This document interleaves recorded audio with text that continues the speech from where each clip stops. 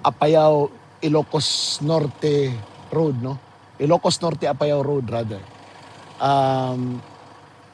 Ito ay isang project ng DPWH ng Ilocos Norte First Engineering District. Ang kontraktor ito ay Sedec Builders. Road widening ito.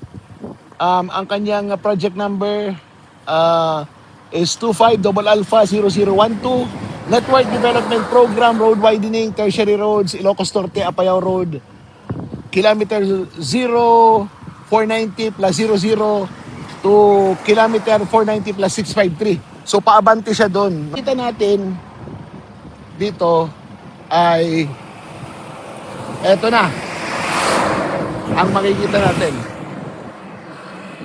Binutas-butas na daan hanggang doon sa dulo. Wala kayong makikita na kahit na anong improvement dito sa kalsadang ito.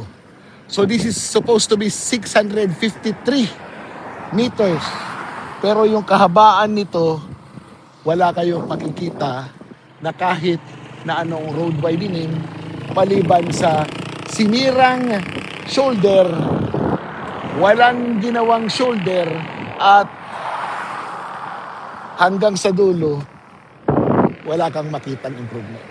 So, paano? Ilocos Norte ito. Sinasabi ni Congressman Sandro Marcos na wala daw dito ghost project. Ano ito? Hindi ba ito ghost project?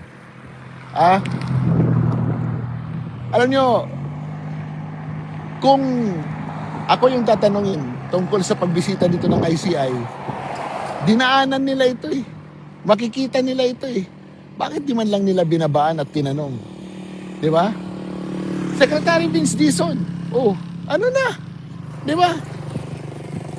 Ordinaryo akong Pilipino. Fina-fact check kita. Ayan. Tingnan nyo. Wala man lang improvement. Paano? Sayang ang bayot.